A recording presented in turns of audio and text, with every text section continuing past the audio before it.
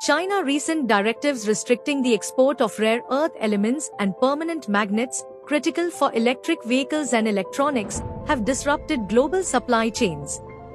The restrictions, implemented in 2025, have disrupted global supply chains, require assurances that Chinese origin magnets will not be re-exported to the US or used in defense applications.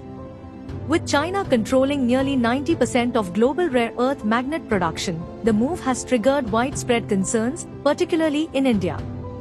Facing an imminent shortage, India warns that its auto sector could run out of rare earth magnet stocks by late June, threatening the production of EV components and other key systems.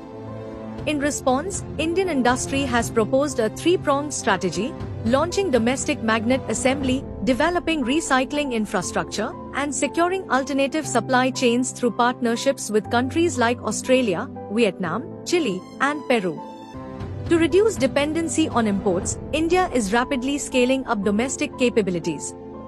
Indian Rare Earths Ltd, IREL, has been tasked with expanding mining and processing operations, with a target to produce approximately 450 tons of neodymium by FY 2026 and double that by 2030.